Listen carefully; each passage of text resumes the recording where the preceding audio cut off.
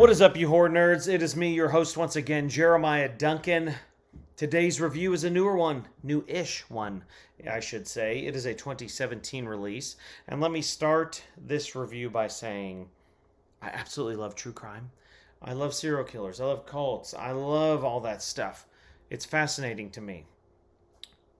That's why I had to pick this film up. One of the most fascinating cases to me is the Zodiac killer. If you aren't familiar with it, read about it. Fascinating because he was never caught, really. He just kind of vanished and nothing happened. And so that's why when I came across this 2017 release of Awakening the Zodiac, I had to purchase it.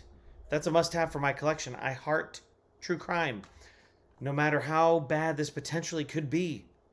But it wasn't horrible. I suggest you check it out. 5 out of 10 for me on this, Awakening the Zodiac. If you haven't heard of it, haven't seen it, let's learn about it. In 1968, one of the deadliest serial killers in U.S. history disappeared without a trace. His identity and cryptic messages remained unsolved for decades. Until now. Dun dun dun. After a fortune-seeking couple uncovers a 40-year-old film reel depicting 2 gruesome murders taken by the killer himself, they set out to solve the mystery and claim the $100,000 reward. But the situation quickly changes as the hunters become the hunted in this thrilling film starring Shane West, Leslie Bibb, and Matt Craven. So, in an essence, these people, fairly poor trailer, all that stuff.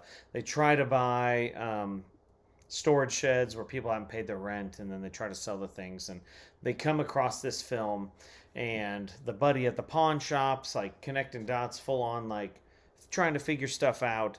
They think they figured out who the serial killer is, and they go on this hunt for whatever reason. They don't want the cops to be included because they want to make the $100,000. And then, of course, the tides turn because he's the effing Zodiac killer. And he says, not today, Satan. And he ends up killing almost all of them. So, again, 5 out of 10. I liked it. It is shot well. The story was at least interesting, even though it's fiction and not really real. Like, it connected to it to where I'm like, this is kind of cool. And kind of cool how it's tying in.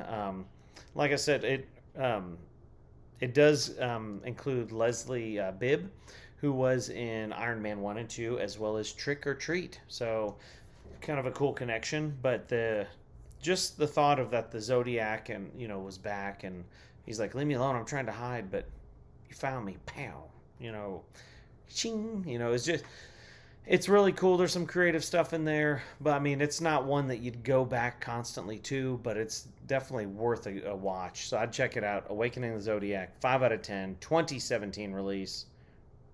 If you've seen it, let me know your thoughts. If you like serial killers and you're into true crime, comment below. Let me hear what some of your favorite stories are, and we'll see if we can find a movie about them. Check it out. Like, subscribe. You know the drill. Let's build this community. Stick around for more reviews. Love you, baby.